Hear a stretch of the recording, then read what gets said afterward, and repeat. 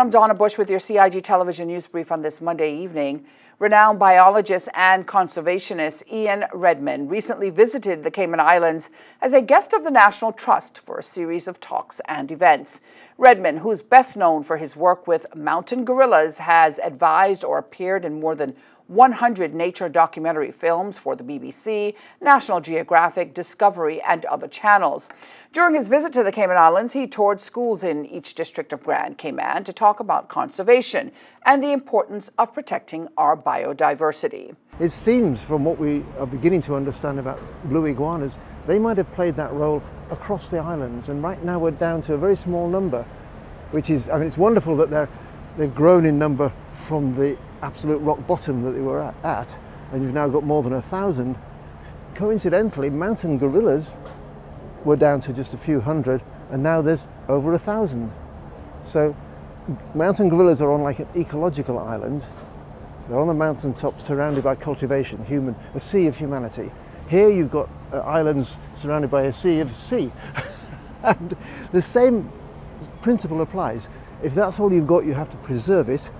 And the ecosystem services both of those ecosystems provide to the people around them are critically important. And the role of the animals in those ecosystems is really only beginning to be understood. And everyone wants a better life. And who would begrudge anyone that? They want a better life for themselves and especially for their children. But if we don't learn to develop within the planetary boundaries that we've got, we live on a big ball of rock, but most of the rock you can't live in. It's just the thin bit of life on the outside that we call the biosphere.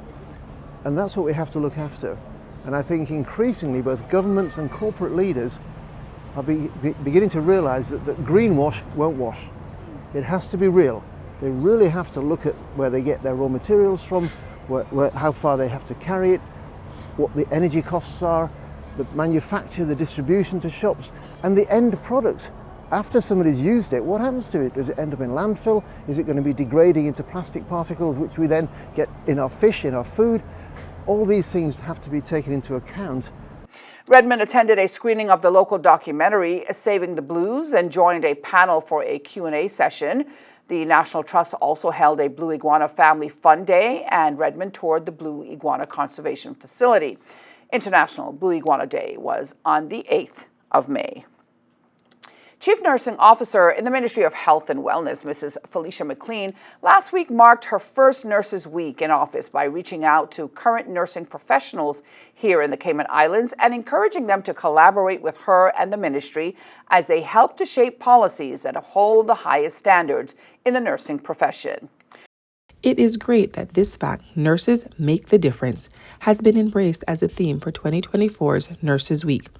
I want our practicing nurses to embrace this as well in their day-to-day work, but also in the contributions they make in our community when it comes to policy development, standards of practice, and even inspiring the next generation of nursing professionals. One of the ways which CNO McLean has asked for all nurses, practicing or not, to engage with the Ministry of Health and Wellness is via the current National Health Strategy public consultation, which runs until May 31st and is open to all residents of the Cayman Islands.